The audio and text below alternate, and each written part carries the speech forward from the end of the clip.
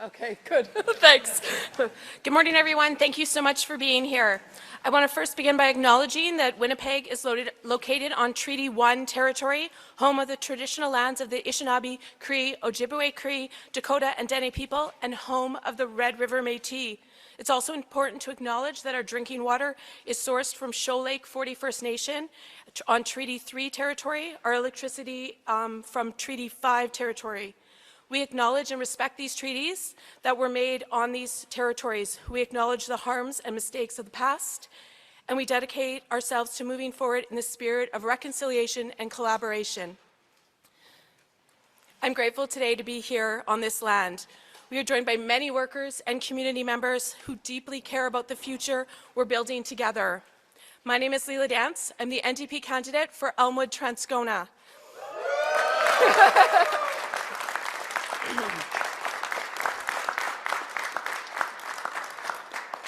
And I'm proud to stand here today at Luna's Training Centre alongside the many people who power our economy and our communities. Donald Trump's reckless tariffs aren't just political posturing. They're a direct attack on Canadian workers, Canadian families, and and the industry right here in Winnipeg and across this country. We need a leadership that will fight for Canadian jobs, will defend our industry, and put workers first. Yes, yes.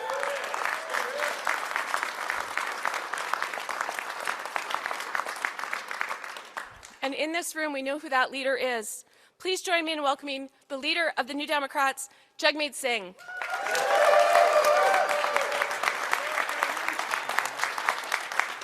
Thank you, thank you. Wow, it's so honored to be here. Thank you so much, Leila, for that introduction. And thank you to all the workers that are here. You're amazing. We're here for you, and it's great to see so many here. I also want to thank Nikki Ashton, that's here as well, our candidate from the North, our MP from the North.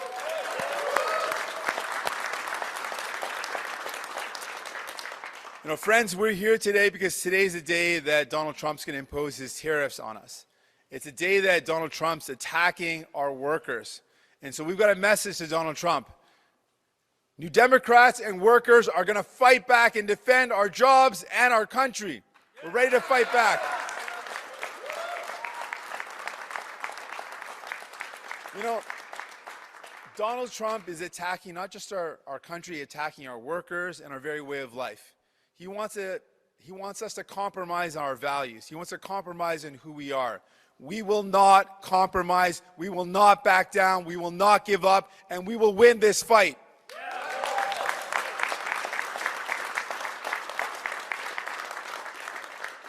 You know, Donald Trump represents a storm. He's an arsonist. He's setting fire to the economy, his own economy, and ours as well.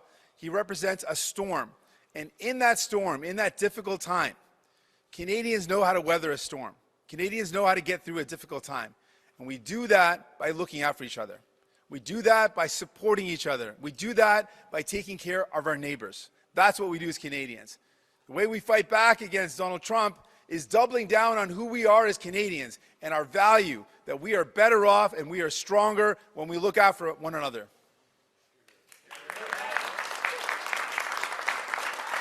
Now, you're going to hear a lot from Mark Carney talking about how he knows how the world works. Well, in his world, the way he thinks the world works, and the way the world should work, is giving big tax giveaways to those at the very top, asking you and your family to make sacrifices, to tighten your belt, to compromise, to give up. He thinks the way the world works is that big corporations like his former company should buy up affordable homes and then jack up the rent on hardworking families. I think that's wrong. He thinks the way the world should work is that you should sacrifice, but those at the top should make all the money they want. I think that's wrong. And Pierre Poilievre thinks that you weather a storm on your own. Fend for yourself. He believes in cutting the services that people need, cutting childcare, cutting health care. He thinks that you should cut workers' rights. I think that is fundamentally wrong. Here's what we believe. In this difficult storm, we got to look out for one another. That's a Canadian value. And the way we do that is, first and foremost, by standing up for Canadian workers, by supporting unionized workers, by supporting these great folks that are behind me.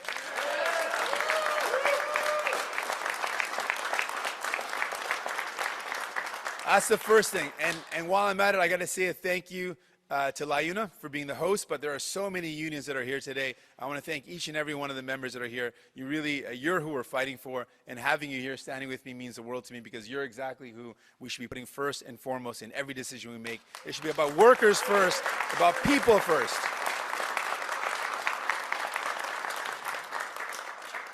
So the first thing we got to do to make sure that we weather this storm is by protecting workers. So if a worker is impacted, if you're in a trade-sensitive sector where tariffs are going to impact you, you need to know that we've got your back. So New Democrats are going to make sure that EI covers enough of your salary so you can keep your home, you can pay your bills, that we've got your back. That's my commitment to you.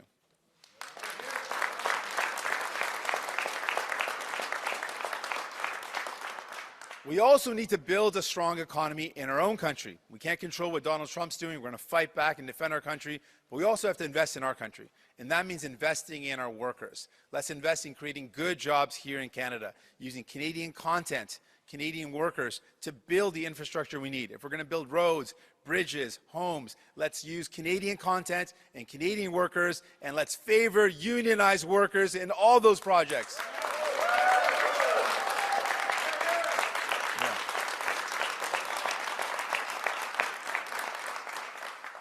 We also know that the threat of Donald Trump in this trade war means that the cost of things, which are already so expensive, might go up even higher. And so we've got to be there for families to protect them against that. So I'm proposing a couple of things to do that. First off, let's take the GST off of essentials. On your monthly bills, like your internet, your home heating, your cell phone services, let's take the GST off of those essentials and save people some money.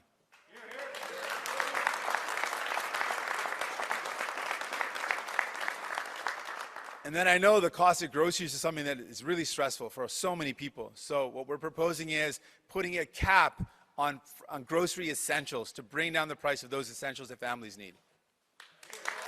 Yeah, that's right. And finally, New Democrats are going to fight to make sure that the things that we hold dear, the things that are important to you and your family, are never on the negotiating table, starting with labor rights. We should never back down and give up on labor rights, on the rights of workers.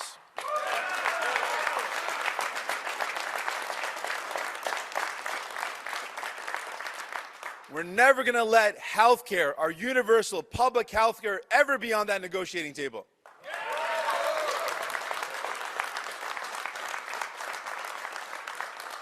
We're not going to let Indigenous rights, our natural resources, our environment, all the things that we hold dear, we're not going to concede. We're not going to give up on those things.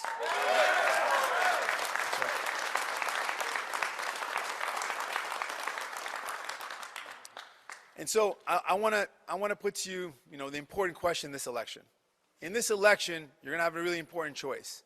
When this storm that Donald Trump represents hits our country, who do you want in Ottawa fighting for you? Who do you want there to say, no matter what, I'm going to put working people first. I'm going to put everyday families first. I say to you that in this fight, you need to re-elect your New Democrat MPs and elect more New Democrats who are going to fight for you and your family every single day in Ottawa.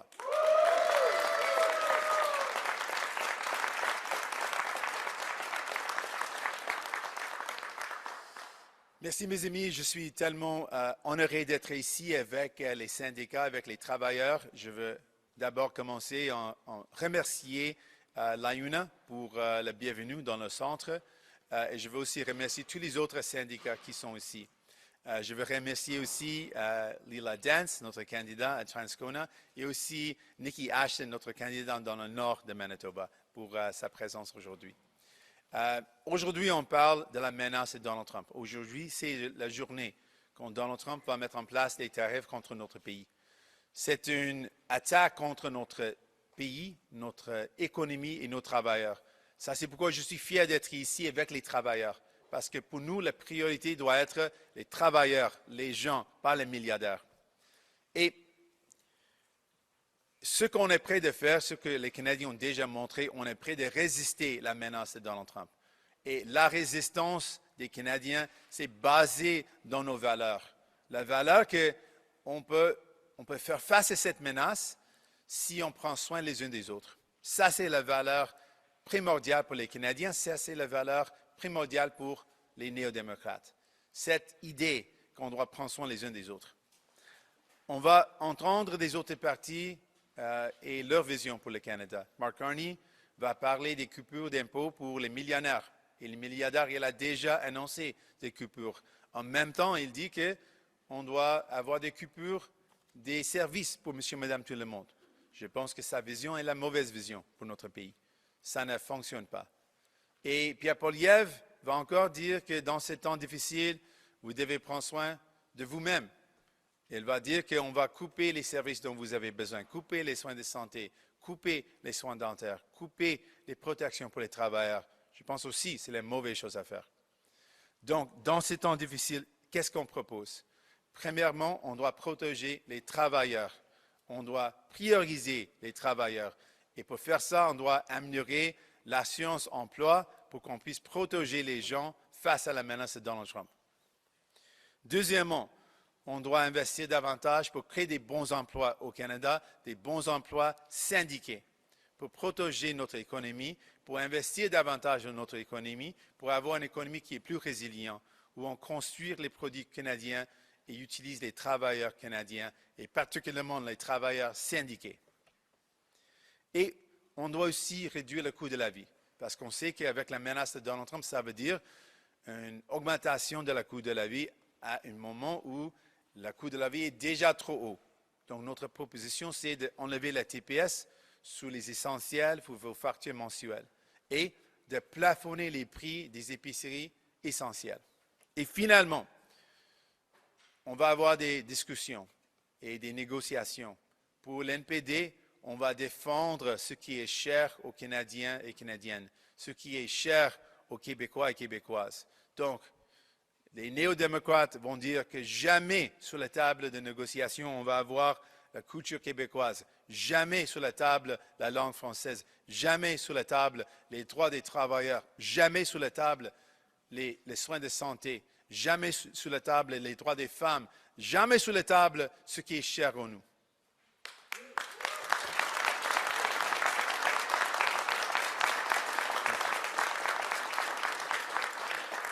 Et finalement, je veux dire que dans cette élection, le choix, c'est vraiment qui va se battre pour vous. Pas pour les milliardaires, pas pour les riches PDG, mais avec la tempête que Donald Trump représente, qui va défendre ce qui est cher pour vous. Et c'est le NPD. Donc, réélire les députés NPD, envoyer des nouvelles et nouveaux députés NPD à Ottawa pour vous battre pour vous. And just in closing, I want to touch on one last thing. We've just learned recently that Mark Carney's former company, Brookfield Investments, that 4 out of 5 of the companies were registered to a small office above a bike shop in Bermuda. Now, I'll give it to you. The name of the town is Hamilton, but I think Mark Carney got the Hamiltons mixed up, because this was in Bermuda, not actually in Ontario. And it shows you, though, that the majority of their companies being registered in Bermuda, the only reason for doing that is to avoid paying taxes in Canada. And you operate in Canada, you have a company that operates here, makes money here. The reason that you're putting your company registered in a foreign country is to avoid paying taxes. But what does that mean for Canadians? Well, it means less money for healthcare. It means less nurses and doctors and frontline healthcare workers. It means less services. It means less in the face of the crisis of Donald Trump to protect workers.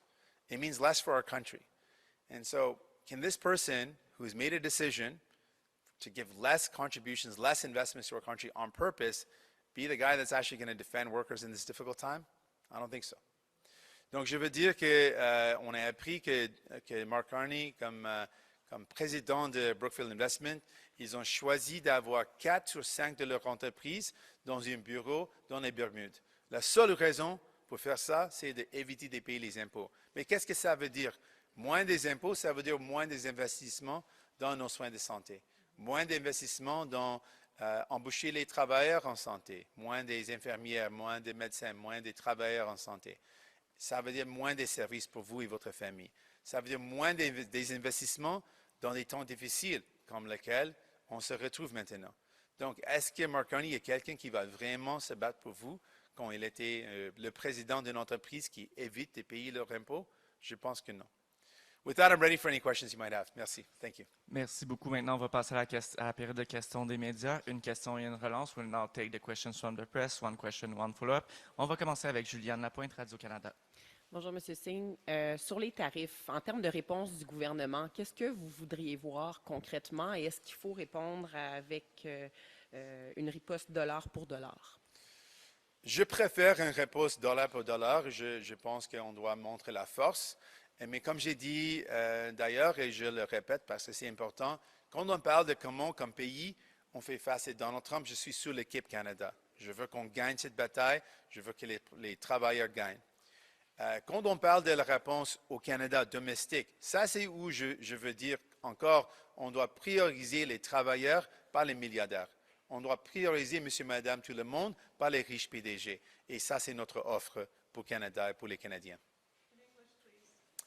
Yeah, so when it comes to the tariff response, I think we need to show strength and have a dollar-for-dollar response to the tariffs. But I've said this before, and I want to say this again. It's important to say, when it comes to how we as a nation deal with the United States, I'm on Team Canada. I want us to win. I think we need to show united front, and we stand together. When it comes to our internal response, our domestic response, that's where I'm going to be critical of the other parties and point out, for me, our response domestically has to put workers first, has to put people first, not the billionaires and not the rich CEOs.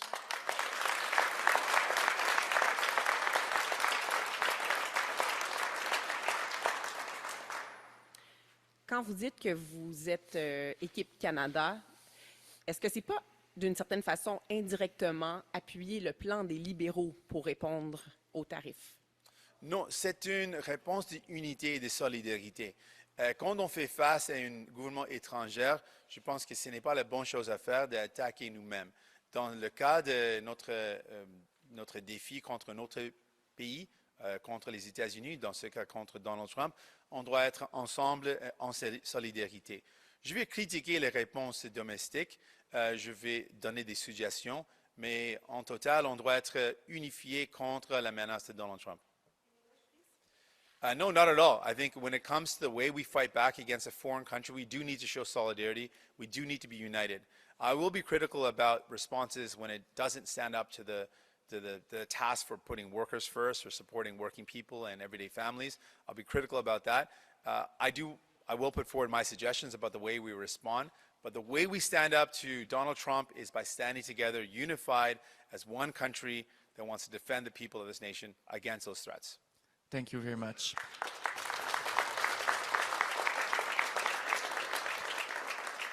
Now Rachel Aiello, CTV. Hi. Yeah, following up on your Bermuda Brookfield comments based on CTV News reporting, the Liberals promised to crack down on this exact practice in 2021, but you never forced them to do it through the powers that you had in the arrangement that you had between the two parties. Why didn't you? We absolutely did push back and say they needed to crack down on this, but it became clear that the Liberals were not ready to do that. It's simply not a priority for them. There's many things that we tried to force them to do that they simply would not do. This is an example of the difference between us and them. We believe that everybody in our country should be paying their fair share. And when hardworking people are filling out their taxes, we're in tax season, and they see that a company that makes massive profits in Canada decides to register in a foreign country, they're like, well, I can't do that. I can't just change my address and make my address Bermuda and not pay my taxes. And what does it say about the person that was the chair of that company? It says that they think, that Mark Carney thinks it's okay to not contribute to the Canadian economy. It means it's okay not to support families. It's okay not to invest in the healthcare that we need. It shows you that he doesn't have the right priorities. And it shows you that as a party, the Liberals have let you down. They didn't change this. They allowed this to happen. It's a loophole that they could have closed, that we made very clearly was a priority that should have been done. They didn't do it. You did have other priorities, other red lines in that deal where you really went to the wire on and forced them to move. Why not on this one? And is it not just now politically convenient for you to be able to criticize them over this? Well, it's clear that the government made choices and priorities. We laid out a number of things that we wanted to see happen, and they didn't move on it. That's part of why we had to tear up the agreement, because it was clear that they wouldn't go far enough. And the area that we realized that they weren't willing to go is when it came to the things that were hurting Canadians most with respect to corporate greed. We pointed out that corporate grocery stores are ripping off people. They weren't going to take action necessary. We pointed out that corporate landlords were buying up affordable homes. They weren't willing to take action. And this is included in the idea that big corporations were getting away with not paying their fair share, not contributing properly. They just weren't willing to take action there. It became clear to me that they're too interested in protecting those at the top than protecting Canadians. And it's a part of why we had to tear up the deal. Il y a plusieurs choses où les libéraux n'ont pas voulu faire ce qu'il faut faire pour les Canadiens.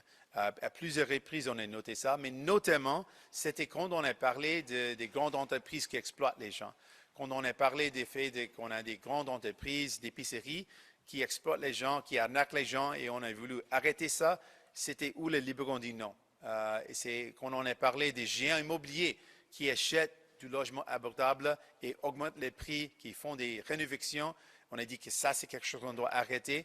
C'était où les libéraux ont dit non. Et c'était clair pour les libéraux, et je pense, malheureusement, c'est clair aussi pour Mark Carney, qu'il veut protéger les ultra-riches au lieu de protéger les travailleurs et monsieur, madame, tout le monde.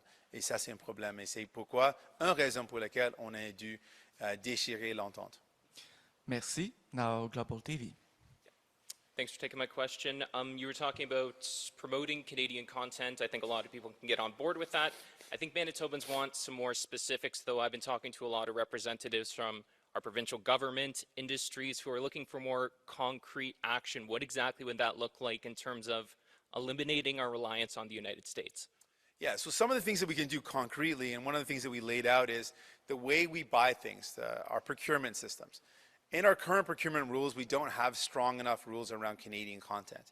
What we said is, if we're going to buy things at the federal level, if we're going to invest in things at the federal level, let's make it a requirement that we use 100% Canadian content wherever we can. We use 100% made in Canada products wherever we can, and we favor companies that have unionized workers getting good wages and good salaries.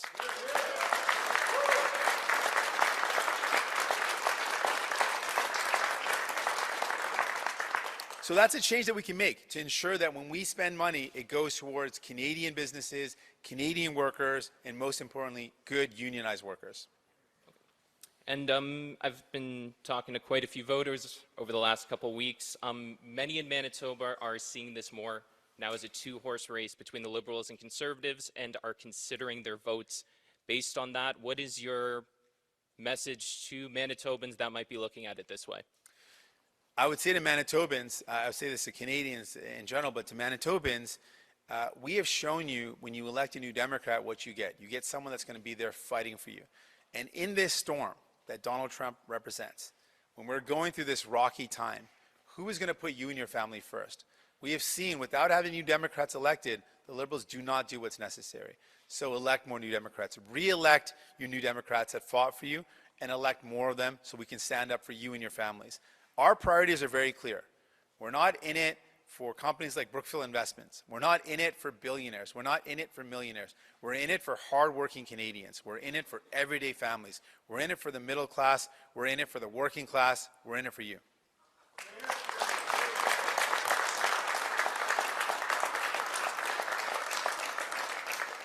Mon message pour les gens ici en Manitoba, c'est encore le message pour le reste du Canada, mais dans ces temps difficiles, avec toute la tempête que Donald Trump représente, la menace qu'il représente, c'est seulement l'NPD qui va défendre ce qui est cher à vous. C'est seulement l'NPD qui va défendre vous et votre famille. C'est seulement l'NPD qui va défendre vos intérêts. On n'est pas ici pour défendre les profits des milliardaires ou les entreprises comme Brookfield. Ça, c'est les autres partis. On est ici pour défendre vous et votre famille, monsieur, madame, tout le monde. Et donc, si vous voulez quelqu'un qui va se battre pour vous, vous devez réélire les députés néo-démocrates. Vous devez envoyer plus de néo-démocrates qui vont se battre pour vous et votre famille, pas pour les ultra-riches, pas pour les milliardaires. Merci beaucoup.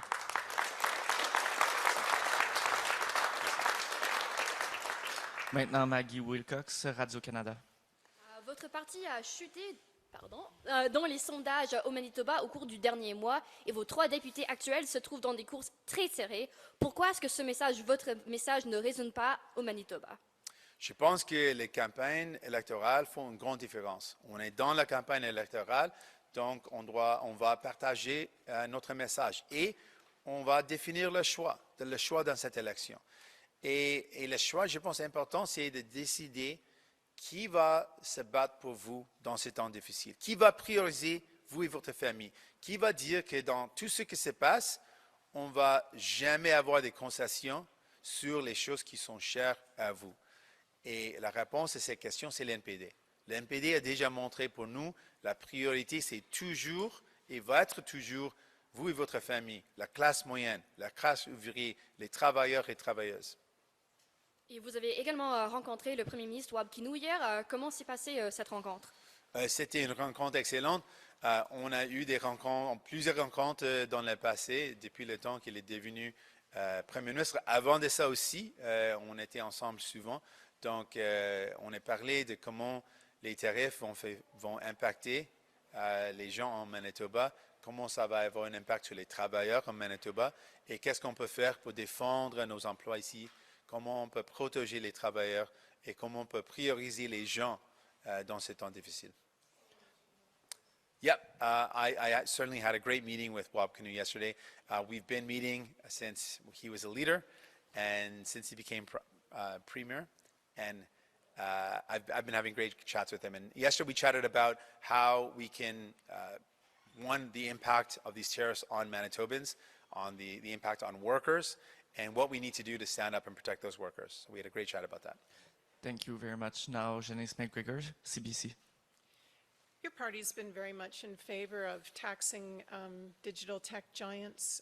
Canada's DST, however, is one of the reasons why Donald Trump is putting on reciprocal tariffs today. The USTR has listed that as a grievance and a rationale for putting in place heavy tariffs that could impact, the workers in this room. Is this something that perhaps it's time to dial back in this moment for the sake of other workers in Canada's economy? Appeasing Donald Trump is not the way. He's going to come up with another excuse another day. He's not a rational person that we can say, oh, he's attacking us for this very bona fide reason. If we address this, then some of that's going to set things aside. No, he made up an entirely fabricated reason for the tariffs in the first place, completely disproven, not just by Canadians, by Americans as well. This whole excuse of the border and fentanyl and illegal crossings was fabricated and made up. It was not a real concern. So no, we're not going to appease Donald Trump. We're going to fight back, protect Canadian jobs, protect our interests, and we're not going to concede.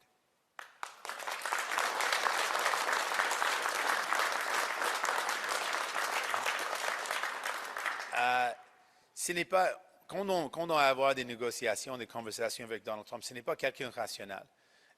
Il a négocié cette entente et maintenant il brise l'entente qu'il a signée. Elle a dit que c'était la meilleure entente et maintenant elle dit que c'est la mauvaise entente. Mais c'est la même entente qu'il a signée et il a négocié. Donc non, on ne peut pas faire plaisir à Donald Trump. On doit être fort sur nos valeurs. On ne doit pas concéder ou avoir des concessions sur nos valeurs, ce qui est cher à nous. On va bâtir notre pays. On ne va pas essayer de devenir plus comme les États-Unis. On va défendre nos valeurs, notre pays, et c'est exactement ce que l'NPD va faire. I appreciate that we're in a campaign and rhetoric about protecting people sells.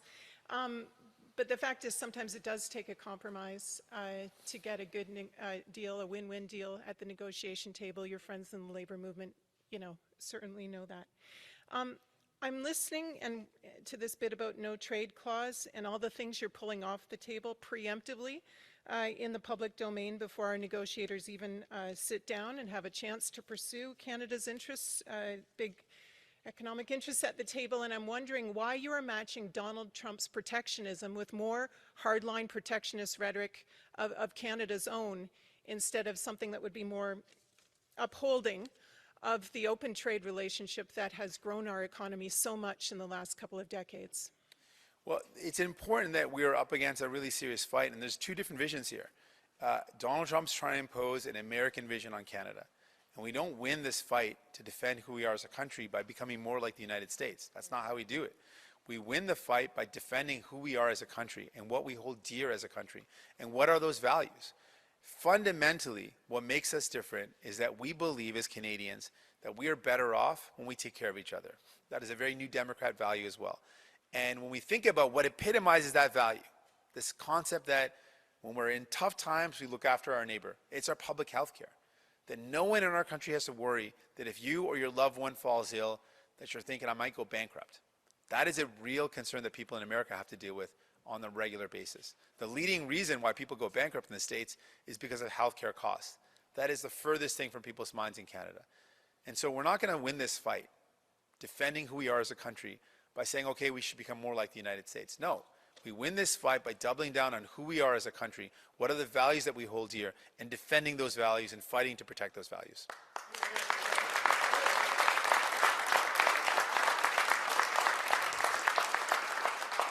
Thank you. Now David Turton, CBC.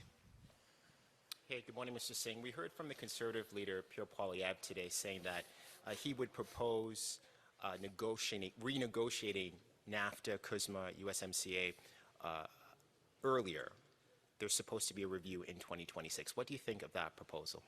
Well, this is, I think, is an important question. I reject that approach. We have an agreement signed by the very same president who is now saying, in effect, to tear it up, who's now broken that agreement. What's the guarantee that he would follow a next agreement if we cave on this one? I think it sets a very bad precedent. It's a bad negotiating precedent. How do we trust somebody who negotiated and signed an agreement and then says preemptively, without any reason, without any provocation, they're just going to tear it up unilaterally? That does not set the ground for a good negotiating table. So no, I don't think we should say we're going to negotiate or renegotiate it earlier. There's been no reason for it, no cause for it. We should go to 2026 and we should fight back, get all these tariffs removed. We're also seeing that these tariffs that Donald Trump's imposing are wreaking havoc to his own economy. They are destroying, we're seeing the stock market plummeting. We're seeing people saying this is hurting us. We're even seeing people talking about the fact that Canadians who are showing incredible resistance and not going to the States, that just by not going to the States is actually impacting tourism. So we are actually having an impact. People have this wrong impression that we're a small nation, we don't have much of an impact. We have a massive impact. Americans need the things that we produce. We've been great neighbors with the people of America. We're going to fight back against Donald Trump and we're going to win this fight.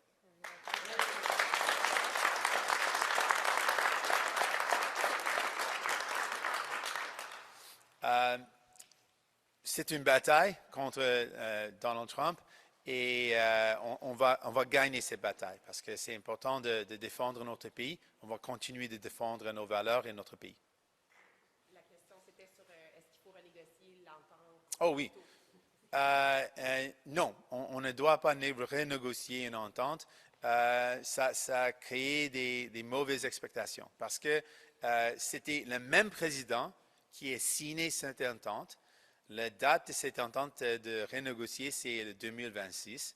Donc, si on dit oui maintenant, sans raison, sans provocation, on va renégocier cette entente, ça envoie un mauvais message. Donc non, je pense qu'on ne doit pas faire ça. On doit montrer la force. On doit dire, vous avez signé cette entente jusqu'à 2026 et en 2026, on peut renégocier. Just a second question, Mr. Singh. Over the last couple of days and today, you've said that you are more or less in agreement with the other parties and the Liberal leader when it comes to opposing Donald Trump and standing up for Canada. And much of your announcement has been focused on how you would help Canadians domestically. But we're not hearing a lot from you on how you would use leverage or negotiate with Trump. And you say that you're running for Prime Minister, but it doesn't sound like you're running for Prime Minister. So I guess my question is, are you still running to be Prime Minister? I can tell you this. We were in 2 minority governments, and I saw the difference that New Democrats made in people's lives.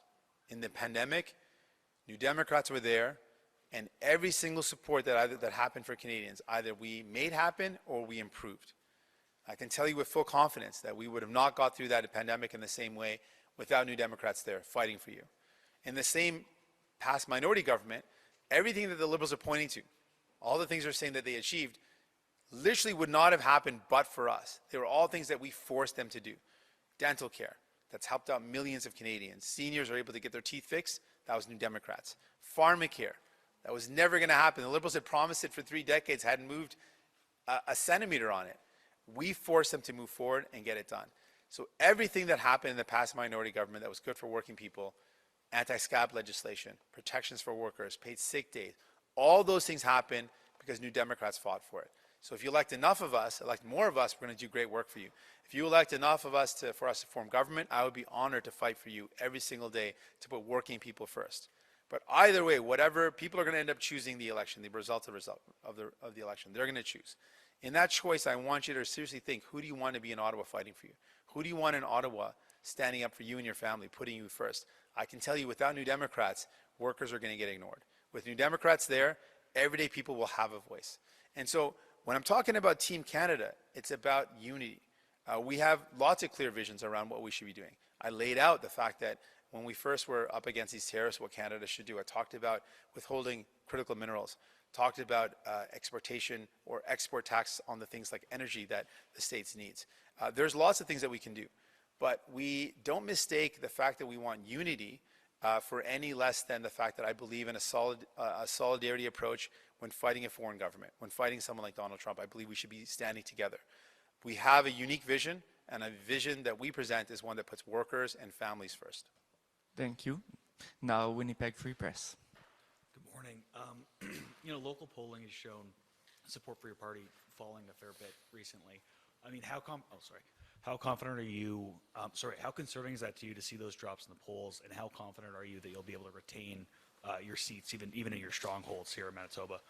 Well, I really believe that campaigns matter. Campaigns have a big impact. It's an opportunity for us to let people know what we are proposing. What is our vision for this country? What is our value offer to you and your families? And it's a time for us to also talk about what the other parties are talking about, what their vision is for the country. And I'm confident that if we lay out the choice, Canadians who want someone that's going to fight for them will see we are the ones that are going to fight for them. If you want someone that's going to defend public health care, vote for a New Democrat. If you want someone that's going to defend workers' rights, vote for a New Democrat. If you want someone that's going to defend and put people first every single day of this campaign and every single day of a government, vote for New Democrats. We're on your side.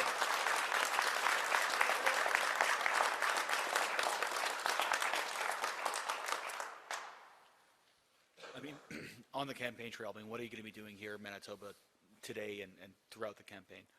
Well, we chose specifically to be here at a workers' center, at a training center with LAUNA and with these great unions that are behind me, because these are the workers impacted. For us, we want to always put in the center who we're fighting for and who we're standing up for, and it's for these workers. So we're going to meet with these workers, we're going to take a tour of this center, and we're going to continue every day of this campaign to put the choice before Canadians. Who is going to put you and your families first, and who's going to put the millionaires first and the billionaires first? Who's going to stand up and fight for working people, middle-class families, for working-class families, and who's going to give tax cuts for the richest corporations? I think the choice in that election and the choice in this election is very clear. If you want someone on your side, it's New Democrats. Thank you very much. No, thank you. APTN. Mr. Singh, you're here in a city with the largest urban Indigenous population in the country. I'm wondering, why should Indigenous voters vote NDP this election? What is your party offering that others aren't? We've shown, I think, over the years that New Democrats have been committed to the rights of Indigenous people. We've had fierce champions. You've seen Nikki Ashton in northern Manitoba fight for her community, a community that represents a significant portion of Indigenous communities. Throughout our time as a party and my time as leader, we've made the issues that impact Indigenous communities a priority. We've got fierce advocates that are fighting for you. And on a personal note, I've shown Indigenous communities that your concerns, that your rights, your treaty rights are a priority. We fought to make sure we had the United Nations Declaration on the Rights of Indigenous People. And now we're going to fight to make sure it's implemented. That in everything we do, we actually value that principle, that we should walk together as partners, we should work together in collaboration, and this is a value that New Democrats hold. We've been raising our concern about missing and murdered Indigenous women and girls, and how it is a shame in our country that Indigenous women and girls continue to lose their lives to be killed. We've been fighting to say that the Truth and Reconciliation calls to action have to be implemented. And we're going to continue to be a voice for the people that we represent, and we're going to amplify your voice and walk the path together with you.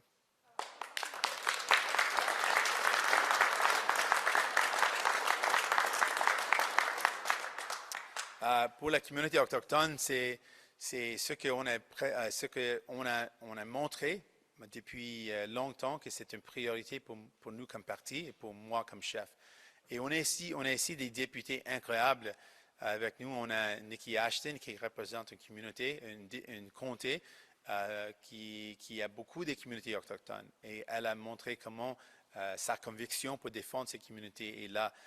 Et comme parti, on est le voix au Parlement pour amplifier la voix des communautés autochtones. On a parlé de l'importance de mettre en œuvre les appels à l'action. On a parlé de comment on doit protéger les femmes et filles autochtones et comment c'est honteux que les femmes et filles continuent de faire face à des violences et l'échec du Parlement, l'échec du gouvernement de protéger la communauté autochtone. On va toujours être des partenaires, des alliés pour la communauté autochtone. Vous pouvez croire en nous.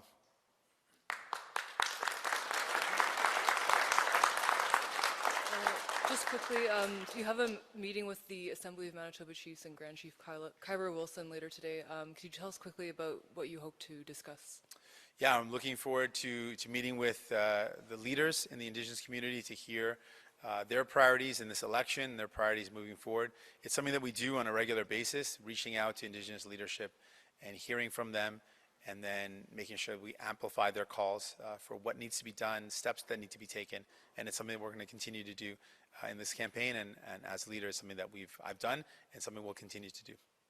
Thank you very much. Now, Daryl Greer, Canadian Press. So there are tariffs from the United States. We've heard what you have to say on those, but China has hit Canadian canola and other products with large 100% tariffs. What would an NDP government do in the face of Chinese tariffs? Yeah, those tariffs are impacting Canadian workers, Canadian farmers in a serious way as well. And it's important to bring that up. In my meeting with the Premier, Premier Canute did bring up this concern as well, that there's kind of two fronts going on in Manitoba. There's the impact and the threat of tariffs coming from the United States, and there's the current tariffs that are impacting the agriculture sector coming from China.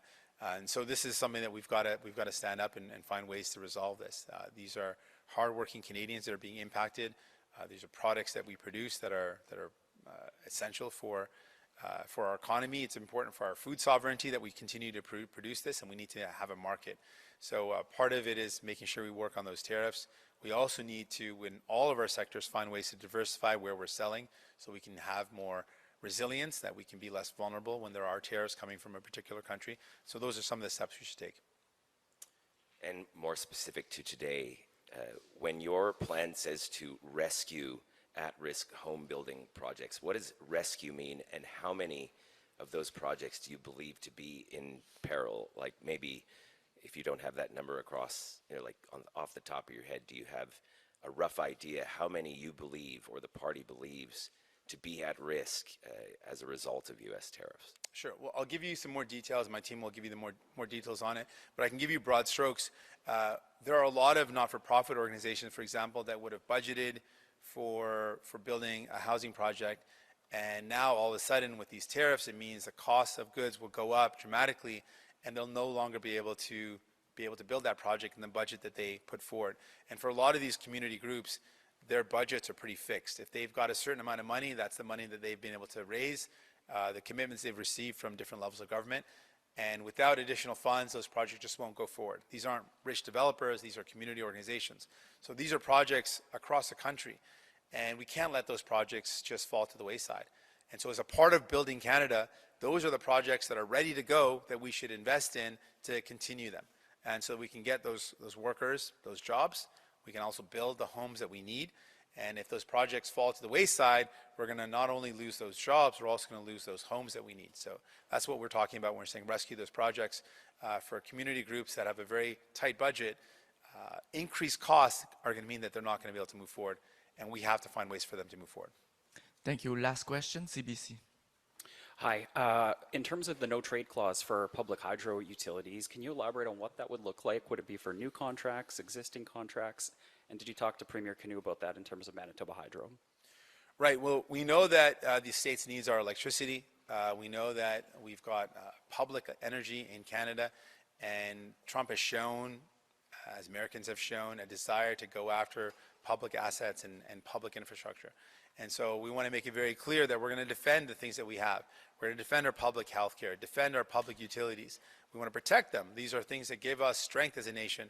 They are part of our nation building, that we have access to and control over our electricity. And so these are some of the things that we want to have no compromise on. We want to make sure that we are keeping our public utilities public, we're keeping our public infrastructure public, or keeping our public health care public and for the people.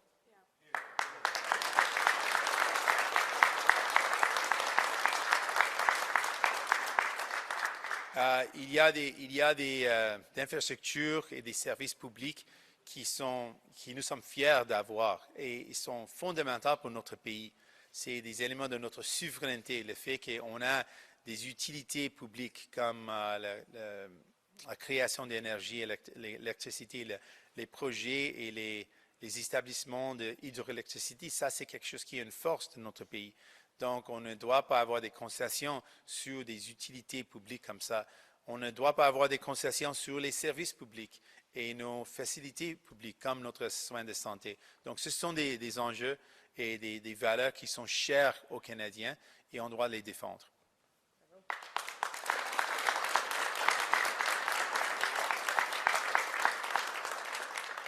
There's been a broader call for a broader search of the Brady Road landfill after Ashley Shingoose was identified for the remains of Tanya Nepinak. What kind of federal support would you put in place to support such a search? Whatever support is needed. I want to commend the Manitoba government and Premier Canoe for taking that strong action. I would commit to having a full partnership in any way that we can to support giving value, which is really what this is about, is valuing the lives of Indigenous people. For so often, Indigenous lives have been discarded, ignored, devalued, and this is about saying that those lives matter. Those women matter. Their lives matter. Their families matter.